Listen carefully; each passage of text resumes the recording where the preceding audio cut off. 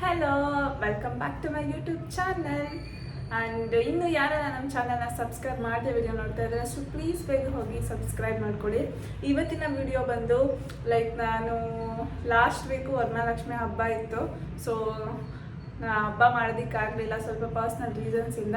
So ಹಾಗಾಗಿ ನಾಳೆ ಹಬ್ಬ ಮಾಡೋಣ ಅಂತ ಇವತ್ತೆಲ್ಲ ತಯಾರಿ ಮಾಡ್ಕೊತಾ ಇದ್ದೀನಿ, ಪ್ರಿಪ್ರೇಷನ್ ಮಾಡ್ಕೊತಾ ಇದ್ದೀನಿ. ಆ್ಯಂಡ್ ಇವತ್ತು ಥರ್ಸ್ಡೇ ಇದೆ, ನಮ್ಮ ರಾಯರ ವಾರ. ಸೊ ಹಾಗಾಗಿ ಮನೆಯೆಲ್ಲ ಆಲ್ರೆಡಿ ಕ್ಲೀನ್ ಮಾಡಿದ್ದೀನಿ ಆ್ಯಂಡ್ ಸ್ನಾನ ಕೂಡ ಆಯಿತು. ಇವಾಗ ದೇವ್ರ ಮನೆಯೆಲ್ಲ ಸ್ವಲ್ಪ ಕ್ಲೀನ್ ಮಾಡಿ ಆ್ಯಂಡ್ ನಾಳೆ ಹಬ್ಬ ಇದೆಲ್ಲ ಬೇಗನೆ ಪೂಜೆ ಎಲ್ಲ ಮಾಡೋಣ ಅಂತ ಅಂದ್ಕೊಂಡಿದ್ದೀನಿ. ಸೊ ಹಾಗಾಗಿ ಇವತ್ತೇ ಒಬ್ಬಟ್ಟು ಆ್ಯಂಡ್ ರವೆ ಉಂಡೆ ಮತ್ತು ಗುಲಾಬ್ ಜಾಮೂನ್ ಮಾಡಬೇಕು ಅಂತ ಅಂದ್ಕೊಂಡಿದ್ದೀನಿ ದೇವರಿಗೋಸ್ಕರ. ಸೊ ಹೇಗಿದ್ರು ಮನೆಯೆಲ್ಲ ಕ್ಲೀನ್ ಆಗಿದೆ ಅಲ್ವಾ. ಸೊ ಪೂಜೆ ಎಲ್ಲ ಮಾಡಿ ಆ್ಯಂಡ್ ಟಿಫನ್ ಕೂಡ ಮಾಡಿಲ್ಲ ನಾನು. ಸೊ ಟಿಫನ್ ಎಲ್ಲ ಆದಮೇಲೆ ಸೊ ಅದಷ್ಟನ್ನು ಪ್ರಿಪೇರ್ ಮಾಡ್ಕೊಬೇಕು. ಆ್ಯಂಡ್ ಇಷ್ಟೇ ಗೈಸ್, ಇವತ್ತಿನ ವ್ಲಾಗು ಹಬ್ಬದ ಪ್ರಿಪ್ರೇಷನ್ ಆಗಿರುತ್ತೆ. ಆ್ಯಂಡ್ ಒಬ್ಬಟ್ಟು, ರವೆ ಉಂಡೆ ಮತ್ತು ಜಾಮೂನೆಲ್ಲ ನಾನು ಹೇಗೆ ಮಾಡ್ತೀನಿ ಅಂತ ನಿಮಗೆ ತೋರಿಸ್ತೀನಿ. So keep watching. ಸೊ ಇವಾಗ ದೇವ್ರ ಮನೆ ಕ್ಲೀನ್ ಮಾಡಬೇಕು, ಬನ್ನಿ ಕ್ಲೀನ್ ಮಾಡೋಣ. ಆ್ಯಕ್ಚುಲಿ ನಮ್ಮಮ್ಮ ಕಡೆ ಆಗಲಿ ಅಥವಾ ನಮ್ಮ ಅತ್ತೆ ಮನೆ ಸೈಡ್ ಆಗಲಿ ಯಾರೂ ಈ ಹಬ್ಬನ ಗ್ರ್ಯಾಂಡಾಗಿ ಮಾಡಲ್ಲ. ಲಕ್ಷ್ಮಿ ಕೂರಿಸೋದು ಅದನ್ನೆಲ್ಲ ಅಳವಡಿಸ್ಕೊಂಡಿಲ್ಲ.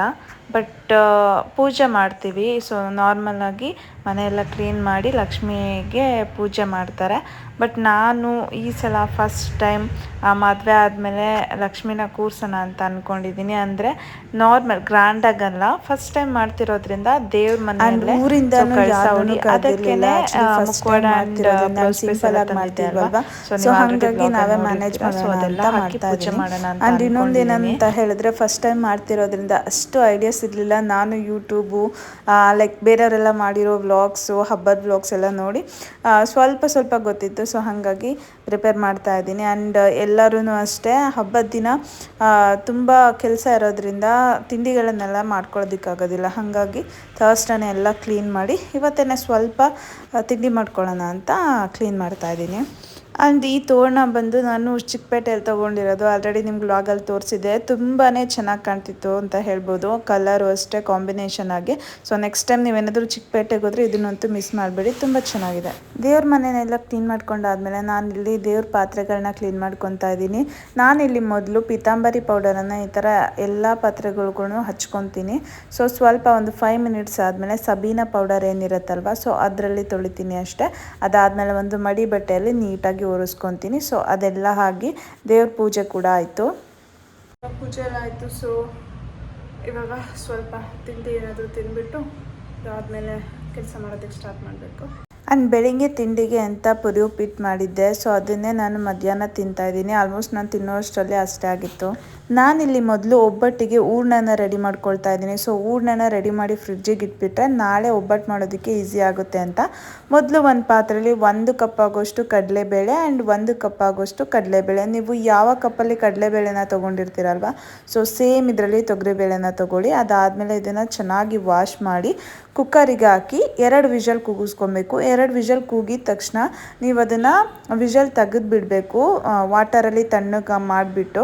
ಸೊ ಇಲ್ಲ ಅಂತಂದರೆ ಬೇಳೆ ಫುಲ್ಲು ಸ್ಮ್ಯಾಶ್ ಆಗಿಬಿಡುತ್ತೆ. ಅದಾದಮೇಲೆ ಈ ಸಲ ಡ್ರೈ ಜಾಮೂನ್ ಮಾಡೋಣ ಅಂತ ಅಂದ್ಕೊಳ್ತಾ ಇದ್ದೆ. ಮೊದಲು ನಾನಿಲ್ಲಿ MTR ಜಾಮೂನ್ ಮಿಕ್ಸ್ನ ತೊಗೊಂಡಿದ್ದೀನಿ. ನನಗೆ ಯಾವಾಗಲೂ MTR ಜಾಮೂನ್ ಮಿಕ್ಸನ್ನೇ ಇಷ್ಟ, ಯಾಕಂದರೆ ಇದು ಒಳಗಡೆ ಗಟ್ಟಿ ಆಗೋದು ಆ ಥರ ಏನೂ ಆಗೋಲ್ಲ, ತುಂಬಾ ಚೆನ್ನಾಗಿ ಬರುತ್ತೆ. ನಾನಿಲ್ಲಿ ಬೈ 1 ಗೆಟ್ 1 ಇತ್ತು. ಐ ಥಿಂಕ್ ಇದು 500 ಗ್ರಾಮ್ ಅನಿಸುತ್ತೆ. 500 ಗ್ರಾಮಷ್ಟು MTR ಜಾಮೂನ್ ಮಿಕ್ಸ್ನ ತೊಗೊಂಡಿದ್ದೀನಿ. ಇದಕ್ಕೆ ಸ್ವಲ್ಪ ತುಪ್ಪ ಹಾಕ್ಕೊತೀನಿ. ಸೊ ನಿಮಗೆ ಉಂಡೆ ಮಾಡಬೇಕಾದ್ರೆ ಈಸಿ ಆಗುತ್ತೆ ಅಂತ ಸ್ವಲ್ಪ ತುಪ್ಪನ ಹಾಕಿ ಅದನ್ನು ನೀಟಾಗಿ ಮಿಕ್ಸ್ ಹಾಕಿ ಆ್ಯಂಡ್ ಸ್ವಲ್ಪ ನೀರನ್ನು ಹಾಕಿ ಕರೆಕ್ಟಾಗಿ ಹದ, ನಿಮಗೆ ಉಂಡೆ ಬರೋ ಹದಕ್ಕೆ ಚೆನ್ನಾಗಿ ಮಿಕ್ಸ್ ಮಾಡಿ ಒಂದು 1/2 ಅವರ್ ಹಾಗೆ ಇಡಬೇಕು. ಸೊ ನೀವು 1/2 ಅವರ್ ಇಡೋದ್ರಿಂದ ನಿಮಗೆ ಉಂಡೆನ ಮಾಡೋದಕ್ಕೆ ತುಂಬಾ ಚೆನ್ನಾಗಿ ಬರುತ್ತೆ ಅಂತ ಹೇಳ್ಬೋದು. ಸೊ ನಾನಿಲ್ಲಿ ಚೆನ್ನಾಗಿ ಮಿಕ್ಸ್ ಮಾಡಿ ಒಂದು 1/2 ಅವರ್ ಇಡ್ತಾ ಇದ್ದೀನಿ. ಸೊ ಇದು 1/2 ಅವರ್ ಇಡೋ ಅಷ್ಟರಲ್ಲಿ ನಾನು ಹೂರ್ಣನ ರೆಡಿ ಮಾಡ್ಕೊಳ್ಬೋದು ಅಂತ. ಆ್ಯಂಡ್ ಇನ್ನು ಈ ಕಡೆ ಬೇಳೆ 2 ವಿಷಲ್ಸ್ ಕೂಗಿತ್ತು. ನೋಡಿ, ಬೇಳೆ ಬೆಂದರೆ ಈ ಥರ ಇರುತ್ತೆ, ಸ್ಮ್ಯಾಶ್ ಆಗಬಾರ್ದು. ಸೊ ಅದರಲ್ಲಿರುವಂಥ ವಾಟರನ್ನು ಸಪ್ರೇಟ್ ತೊಗೊಬೇಕು. ನಾವು ಇದನ್ನು ಬೇಳೆ ಕಟ್ಟು ಅಂತ ಹೇಳ್ತೀವಿ. ಸೊ ಇದರಲ್ಲೇ ಒಬ್ಬಟ್ಟು ಸಾರು ಮಾಡೋದು, ಇದು ತುಂಬಾ ಇಂಪಾರ್ಟೆಂಟು. ಸೊ ವಾಟರ್ನ ಸಪ್ರೇಟ್ ಮಾಡಿ ಸೊ ಬೇಳೆನ ತಣ್ಣಗಾಗಕ್ಕೆ ಬಿಡಬೇಕು. ನಂತರ ಒಂದು ಕಡಾಯಿ ಅಥವಾ ಯಾವುದೇ ಒಂದು ಬಾಣಲಿ ತಗೊಂಡು ನಾನಿಲ್ಲಿ ಒಂದು ಕಾಯನ್ನು ತುರ್ಕೊಂಡಿದ್ದೀನಿ. ಸೊ ಒಂದು ಕಾಯಿಗೆ ಒಂದು ಉಂಡೆ ಬೆಲ್ಲ ಬರುತ್ತೆ ಅಲ್ವಾ, ಸೊ ಡಿಮಾರ್ಟಿಂದ ತಂದಿದ್ದು ಒಂದು ಉಂಡೆ ಬೆಲ್ಲ. ಆ್ಯಂಡ್ ಆವಾಗಲೇ ಏನು ಬೇಳೆನ ಬೇಯಿಸ್ಕೊಂಡಿದ್ರಿ ಅಲ್ವಾ, ಸೊ ಅದನ್ನು ಇದಕ್ಕೆ ಹಾಕಿ 2 ಏಲಕ್ಕಿನ ಆ್ಯಡ್ ಮಾಡಿದ್ದೀನಿ. ಸೊ 2 ಏಲಕ್ಕಿನ ಹಾಕಿ ಇದನ್ನು ಚೆನ್ನಾಗಿ ಬೇಯಿಸ್ಕೊಬೇಕು ನೀವು. ಸೊ ಚೆನ್ನಾಗಿ ಬೇಯಿಸ್ಕೊಂಡಷ್ಟು ನಿಮ್ಗೇನಾಗುತ್ತೆ ಅಂದರೆ ಒಬ್ಬಟ್ಟು ಎಷ್ಟೇ ದಿನ ಇಟ್ಟರೂ ಕೂಡ ಹಾಳಾಗೋದಿಲ್ಲ, ಮತ್ತು ಟೇಸ್ಟು ಕೂಡ ಅಷ್ಟೇ ತುಂಬಾ ಚೆನ್ನಾಗಿ ಬರುತ್ತೆ ಅಂತ ಹೇಳ್ಬೋದು. ಸೊ ಇದು ನೀವು ಮಿಕ್ಸ್ ಮಾಡ್ತಾ ಹೀಗೆ ಬೆಲ್ಲ ಕರಗ್ತಾ ಬರುತ್ತೆ.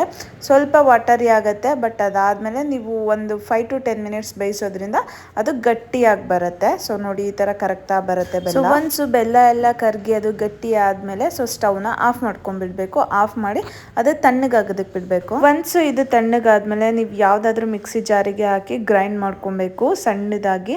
ಆ್ಯಕ್ಚುಲಿ ಸಣ್ಣ ಮಿಕ್ಸಿ ಇರುತ್ತೆ ಅಲ್ವಾ, ಸೊ ಅದರಲ್ಲಿ ಚೆನ್ನಾಗಿ ಗ್ರೈಂಡ್ ಆಗುತ್ತೆ. ಸೊ ಗ್ರೈಂಡರಲ್ಲಿ ಮಾಡಿದ್ರೆ ಇನ್ನೂ ಒಳ್ಳೆಯದು. ಸೊ ನೋಡಿ ಈ ಥರ ಒಬ್ಬಟ್ಟಿನ ಹೂರ್ಣ ರೆಡಿ ಆಯಿತು. ಇದನ್ನು ಫ್ರಿಡ್ಜಲ್ಲಿಟ್ಟೆ. ಅದಾದ ನಂತರ ನಾನಿಲ್ಲಿ ಜಾಮೂನ್ ಹಿಟ್ಟನ್ನು ಆಲ್ರೆಡಿ ಕಲಸಿಟ್ಟಿದ್ದೀನಿ ಹಾಫ್ ಆನ್ ಅವರ್ಗೆ ಅಂತ. ಅಷ್ಟರಲ್ಲಿ ಪಾಕ ರೆಡಿ ಆಗಿಬಿಡತ್ತೆ ಅಂತ.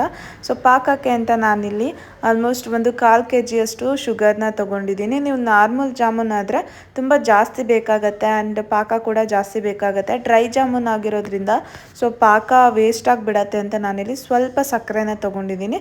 ಸ್ವಲ್ಪ ಸಕ್ಕರೆಗೆ ನೀರನ್ನು ಆ್ಯಡ್ ಮಾಡಿ ಚೆನ್ನಾಗಿ ಕುದಿಸ್ಕೋಬೇಕು. ಆ್ಯಂಡ್ 2 ಏಲಕ್ಕಿನ ಆ್ಯಡ್ ಮಾಡಿದ್ದೀನಿ. ಆ್ಯಂಡ್ ನಿಮಗೆ ಮುಟ್ಟಿ ನೋಡಿದ್ರೆ ಗೊತ್ತಾಗುತ್ತೆ, ಎಳೆ ಪಾಕ ಬರಬೇಕು. ಜಾಸ್ತಿ ಗಟ್ಟಿ ಆದರೆ ಆ್ಯಕ್ಚುಲಿ ಜಾಮೂನ್ ಒಳಗಡೆ ಇರುತ್ತೆ ಅಲ್ಲ, ಅದು ನೆನೆಯೋದಿಲ್ಲ. ಸೊ ಹಾಗಾಗಿ ಸೊ ಎಳೆ ಪಾಕ ಅಂತ ಹೇಳ್ತಾರೆ. ಸೊ ಅಷ್ಟು ಬಂದರೆ ಸಾಕು. ಆ್ಯಂಡ್ ನೋಡಿ ಹಾಫ್ ಆನ್ ಅವರ್ ನೆಂದಾದ್ಮೇಲೆ ಹಿಟ್ಟು ಈ ಥರ ಸ್ಮೂತಾಗಿರುತ್ತೆ. ಉಂಡೆ ಕಟ್ಟೋದಕ್ಕೆ ತುಂಬಾ ಈಸಿ ಆಗಿರುತ್ತೆ. ಸೊ ಈ ಥರ ಸ್ವಲ್ಪನೇ ತೊಗೊಂಡು ನೀಟಾಗಿ ಚಿಕ್ಕದಾಗಿ ಉಂಡೆ ಮಾಡ್ಕೊಬೇಕು.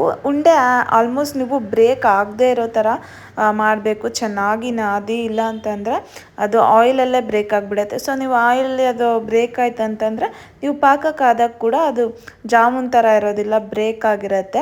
ಸೊ ಈ ಥರ ಸ್ವಲ್ಪ ತುಪ್ಪ ಹಾಕೋದ್ರಿಂದ ನಿಮಗೆ ಬ್ರೇಕ್ ಆಗದೆ ಇರೋ ಥರ ಉಂಡೆಗಳನ್ನ ಮಾಡ್ಕೊಬೋದು. ನಾನು ಮಾಡಿದಂಥ ಜಾಮೂನ್ ಹಿಟ್ಟಲ್ಲಿ ಇಷ್ಟು ಉಂಡೆಗಳಾಯಿತು. ಆ್ಯಂಡ್ ಡ್ರೈ ಜಾಮೂನ್ ಅಂತಂದರೆ ಮೇಯ್ನ್ಲಿ ಡೆಸಿಕೇಟೆಡ್ ಕೋಕೋನಟ್ ಪೌಡರ್ ಇರಬೇಕು, ಯಾಕಂದರೆ ಡ್ರೈ ಜಾಮೂನ್ ಆಗಿರೋದ್ರಿಂದ ಮೇಲೆ ಹಾಕೋದಕ್ಕೆ.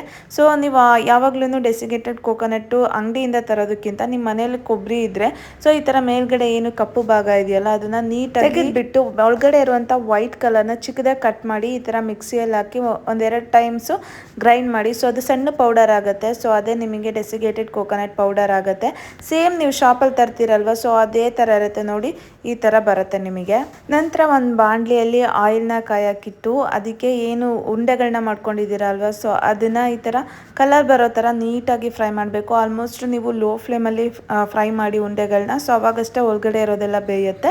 ಸೊ ಒನ್ಸು ಉಂಡೆಗಳೆಲ್ಲ ಚೆನ್ನಾಗಿ ಬೆಂದಿದೆ ಅಂತ ಗೊತ್ತಾದ್ಮೇಲೆ ಅದನ್ನು ತೆಗೆದ್ಬಿಟ್ಟು ಏನು ಪಾಕ ಮಾಡಿ ಇಟ್ಕೊಂಡಿದ್ವಲ್ವ, ಸೊ ಅದರೊಳಗಡೆ ಹಾಕಿ ಪಾಕದಲ್ಲಿ ಒಂದು 15 ಮಿನಿಟ್ಸ್ ಬಿಡಬೇಕು ನೀವು. ಸೊ 15 ಮಿನಿಟ್ಸ್ ಬಿಟ್ಟಾದಮೇಲೆ ಸೊ ಜಾಮೂನ್ ಎಲ್ಲ ಪಾಕ ಇರ್ಕೊಂಡು ಚೆನ್ನಾಗಿರುತ್ತೆ. ಸೊ ಅದನ್ನು ತೆಗೆದ್ಬಿಟ್ಟು ಏನು ಡೆಸಿಕೇಟೆಡ್ ಕೋಕೋನಟ್ ಪೌಡರ್ನ ನಾವು ಮಾಡ್ಕೊಂಡಿದ್ವಲ್ಲ ಅದರಲ್ಲಿ ಈ ಥರ ಹುರುಳಿಸಿ ಇಟ್ಟಿದ್ರೆ ಆಯಿತು. ಮನೆಯಲ್ಲೇ ಡ್ರೈ ಜಾಮೂನ್ ಈಸಿಯಾಗಿ ಮಾಡ್ಕೋಬೋದು.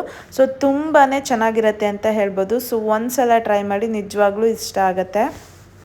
ನಂತರ ರವೆ ಉಂಡೆ ಕೂಡ ಮಾಡಿಡೋಣ ಅಂತ ಮಾಡ್ತಾ ಇದ್ದೀನಿ. ನಾನಿಲ್ಲಿ ಚಿರೋಟಿ ರವೆನ ತೊಗೊಂಡಿದ್ದೀನಿ. 1 ಕಪ್ ಆಗುವಷ್ಟು ಚಿರೋಟಿ ರವೆಗೆ ಅರ್ಧ ಕಪ್ ಆಗುವಷ್ಟು ಸಕ್ಕರೆನ ನೀವು ತೊಗೊಬೇಕಾಗತ್ತೆ. ಸೊ ಅರ್ಧ ಕಪ್ಪು ಸಕ್ಕರೆ ತೊಗೊಂಡ್ರೆ ನೀವು ಪೌಡರ್ ಮಾಡಿದ್ರೆ ಅದು 1 ಕಪ್ ಆಗುತ್ತೆ.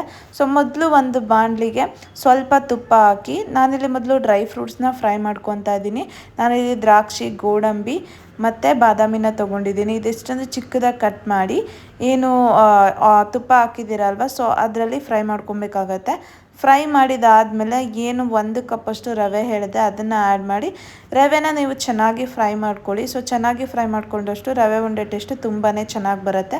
ಒನ್ಸು ಅದು ಫ್ರೈ ಆದಮೇಲೆ ಏನು ನೀವು ಸಕ್ಕರೆನ ಪೌಡರ್ ಮಾಡ್ಕೊಂಡಿದ್ರಲ್ವ, ನಾನಿಲ್ಲಿ ಏಲಕ್ಕಿನ ಸಕ್ಕರೆ ಒಳಗಡೆ ಹಾಕಿ ಪೌಡರ್ ಮಾಡ್ಕೊತಾ ಇದ್ದೀನಿ. ಸೊ ನೀಟಾಗಿ ಪೌಡರ್ ಆಗುತ್ತೆ ಮತ್ತು ಏಲಕ್ಕಿ ಕೂಡ ಮಿಕ್ಸ್ ಆಗುತ್ತೆ. ಸೊ ಅದನ್ನು ಆ್ಯಡ್ ಮಾಡಿ ಆ್ಯಂಡ್ ತುರಿದಿಟ್ಕೊಂಡಿರುವಂಥ ಕೊಬ್ಬರಿ ತುರಿನ ಆ್ಯಡ್ ಮಾಡಿ ಚೆನ್ನಾಗಿ ಇದನ್ನು ಫ್ರೈ ಮಾಡ್ಕೊಬೇಕು. ಕೊಬ್ಬರಿ ಎಲ್ಲ ಚೆನ್ನಾಗಿ ಫ್ರೈ ಆಗೋ ಥರ. ಸೊ ಒನ್ಸು ಫ್ರೈ ಆದಮೇಲೆ ನೀವು ಹಾಲನ್ನು ಕನ್ಸಿಸ್ಟೆನ್ಸಿ ನೋಡ್ಕೊಂಡು ಆ್ಯಡ್ ಮಾಡ್ಕೊಬೇಕಾಗತ್ತೆ. ನಾನಿಲ್ಲಿ ನಾನಿಲ್ಲಿ ಒಂದು ಅರ್ಧ ಕಪ್ ಆಗೋಷ್ಟು ಹಾಲನ್ನು ಆ್ಯಡ್ ಮಾಡಿದ್ದೀನಿ. ಇದು ಚೆನ್ನಾಗಿ ಕಾಯಿಸಿ ಆರಿರುವಂಥ ಹಾಲು. ಇದನ್ನು ಈ ಥರ ಅದಕ್ಕೆ ಮಿಕ್ಸ್ ಮಾಡಿ ಸ್ವಲ್ಪ ಕನ್ಸಿಸ್ಟೆನ್ಸಿ ನೋಡಿಕೊಂಡು ಆ್ಯಡ್ ಮಾಡ್ಕೊಳ್ಳಿ. ಸೊ ಉಂಡೆ ಕನ್ಸಿಸ್ಟೆನ್ಸಿ ಬರುತ್ತೆ ಅಂತ ಗೊತ್ತಾದಮೇಲೆ ಸ್ಟಾಪ್ ಮಾಡಿ. ಸೊ ಇದಿಷ್ಟನ್ನು ಸ್ವಲ್ಪ ತಣ್ಣಗಾಗೋದಕ್ಕೆ ಬಿಟ್ಟು ಉಂಡೆ ಆಗಿ ಕಟ್ಟಿದ್ರೆ ಆಯಿತು, ರವೆ ಉಂಡೆ ರೆಡಿ ಆಗುತ್ತೆ. ಸೊ ತುಂಬಾ ಚೆನ್ನಾಗಿ ಬಂದಿತ್ತು ಆ್ಯಕ್ಚುಲಿ.